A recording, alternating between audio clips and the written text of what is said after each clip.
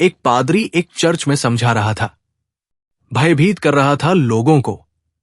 लोग कांप रहे थे, औरतें बेहोश होकर गिर पड़ी थी।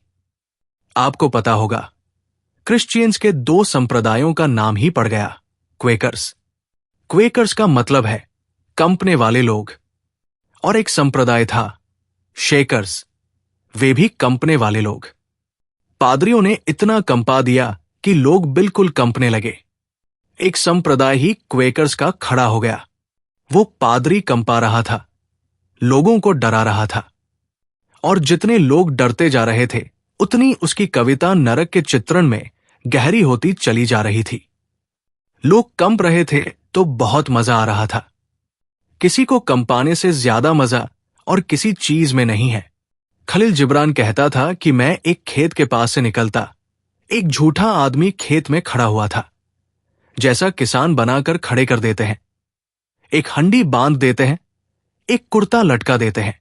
एक झूठा आदमी खेत में खड़ा हुआ था। वर्षा आए, धूप आए, सर्दी आए, लेकिन झूठा आदमी खेत में शान से खड़ा रहता था। जिब्रान ने कहा, मैंने उस झूठे आदमी से पूछा, दोस्त बहुत थक जाते होंगे, बड़े ऊब जाते होंगे अकेले में खड़े खड़े। वर्षा आती है, धूप आती है, तुम यही खड़े रहते हो, इसी तरह तने खड़े रहते हो। उसने कहा, बिल्कुल नहीं घबराता हूं, बिल्कुल ऊब नहीं आती है। पशु पक्षियों को डराने में इतना मजा आता है जिसका कोई हिसाब नहीं। जिब्रान ने कहा, यह तो तुम बात बड़ी ठीक कहते हो। आदमियों को डराने में तो मुझको भी मजा आता है। वो झूठा आदमी हंसने लगा और उसने कहा, तब तुम भी एक झूठे आदमी हो। जिसको दूसरे को डराने में मजा आता है वो झूठा आदमी है, वो सूडो ह्यूमन बीइंग है, क्योंकि उसके व्यक्तित्व का केंद्र नकारात्मक है, भय है। वास्तविक मनुष्य वास्तविक केंद्र पर पैदा होता है, वो केंद्र प्रेम है। तो मैं जिस पादरी की बात कर रहा था वो कंपा रहा है लोगों को, वे घबरा रहे हैं। और तभी उसने कहा, मालूम है तुम्हें नरक में क्या होगा? इतनी सर्दी पड़ेगी कि दांत किटकिटाएंगे। एक आदमी खड़ा हो गया, उसने कहा, क्षमा करें, मेरे दांत टूट गए हैं, मेरा क्या होगा? पादरी को बहुत गुस्सा आया, जैसा धर्मगुरुओं को गुस्सा आता है गलत सी प्रश्न पूछने पर। एक क्षण तो वो रुक गया। गुस्से में फिर उसने कहा कि ऐसे फिजूल के प्रश्न पूछते हो? False teeth will be provided. झूठे दांत दे दिए जाएंगे, उसके पहले उनको लगा लेना और फिर कांपना। लेकिन कांपना जरूर पड़ेगा। इतनी सर्दी पड़ती है नरक में। आदमी को हमने सब श्रेष्ठ चीजों के साथ भय को जोड़ दिया। ये 5000 वर्ष की सारी मनुष्य जाति की शिक्षा व्यर्थ हो गई है, अनर्थ हो गई है। ये जो नकारात्मक भय है, इस केंद्र से मनुष्य को हटा लेने की जरूरत है। अगर एक ऐसी दुनिया चाहिए हो जहां लोगों के जीवन में सौंदर्य हो, संगीत हो, आनंद हो, व्यक्तित्व हो, गरिमा हो व्यक्तित्व की, एक बिखरती हुई किरणें हो जीवन की, एक स्वतंत्रता हो, एक एक व्यक्ति का अपना अनूठापन हो, जहां संबंध हो प्रेम के, जहां युद्ध न हो, जहां शांति हो, तो मनुष्य के व्यक्तित्व के केंद्र को बदल देना जरूरी है। भय की जगह प्रेम। जीवन की समस्त शिक्षाओं से भय को अलग कर देना जरूरी है, एक एक इंच से। लेकिन वो अलग नहीं होगा। जैसा मैंने कहा, अंधेरे को अलग नहीं किया जा सकता है। तब क्या किया जा सकता है? दिए को जलाया जा सकता है, प्रेम को जलाया जा सकता है, प्रेम को प्रकट किया जा सकता है। और आदमी के भीतर प्रेम इतना छिपा है जिसका कोई हिसाब नहीं। ये दुनिया छोटी है। अगर एक आदमी के भीतर का प्रेम पूरा बहना शुरू हो जाए तो ये जगत छोटा है। जैसे हमें कल तक पता नहीं था कि एक अणु में कितनी ऊर्जा हो सकती है, एक छोटे से अणु में कितनी शक्ति हो सकती है कि एक अणु का विस्फोट अनंत शक्ति को जन्म दे दे। कल तक हमें पता नहीं था कि एक रेत के छोटे से कण से एक बड़ा महानगर नष्ट हो सकता है, कि हाइड्रोजन के एक छोटे से कण से बंबई की महानगरी इसी क्षण राख हो सकती है। कभी हमें पता नहीं था कि पानी की एक बूंद के एक छोटे से कण में इतनी ताकत हो सकती है। आदमी के भीतर कितनी ताकत हो सकती है प्रेम के कण में। इसका भी हमें कोई पता नहीं। कभी कभी थोड़ी झलक मिली है, कभी किसी बुद्ध में, कभी किसी क्राइस्ट में, कभी किसी सुकरात में छोटी सी झलक मिली है। लेकिन उस झलक को देखते ही हम एकदम टूट पड़ते हैं और उसे बुझा देते हैं।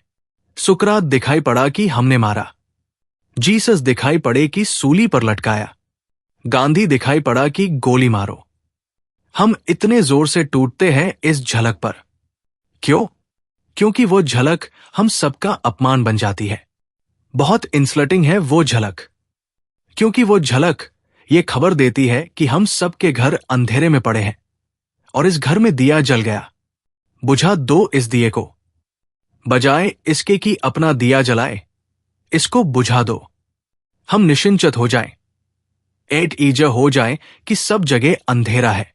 ठीक है, हम भी अंधेरे में हैं। आज तक दुनिया में जब भी प्रेम की झलक किसी आदमी में आई है तो हमने उसे बुझाने की कोशिश की है, ताकि हम निश्चिंत हो जाएं, ताकि हमारा सेल्फ कंडेमनेशन न हो, आत्मग्लानि पैदा न हो, गिल्ट पैदा न हो कि मैं कैसा आदमी हूं। जब बुद्ध हो सकता है, जब महावीर हो सकता है, जब क्राइस्ट हो सकता है, जब मंसूर हो सकता है, तो मेरे भीतर क्यों नहीं हो सकती यह घटना? एक एक आदमी के भीतर वही छिपा है जो सब आदमियों के भीतर छिपा है। आदमियत का बीज एक सा ही बीज है। आम के एक बीज से आम का वृक्ष पैदा होता है, आम के दूसरे बीज से भी आम का वृक्ष पैदा होता है, आम के तीसरे बीज से भी आम का वृक्ष पैदा होता है। आदमियत के पास भी एक ही बीज है जिससे एक ही वृक्ष पैदा हो सकता है, लेकिन हम उसे पैदा नहीं होने देते। कोई वृक्ष हो जाता है तो काट डालते हैं, ताकि हमको ये ग्लानि न आए कि हम कुछ गलत है। प्रेम की बड़ी संभावना मनुष्य के भीतर है, लेकिन न उसकी शिक्षा है, न उसे जगाने का उपाय है, न उसे प्रकट होने देने की सुविधा है, बल्कि हम सब शत्रु हैं प्रेम के। हमने सब जगह ऐसी व्यवस्था कर ली है कि प्रेम कहीं पैदा न हो सके।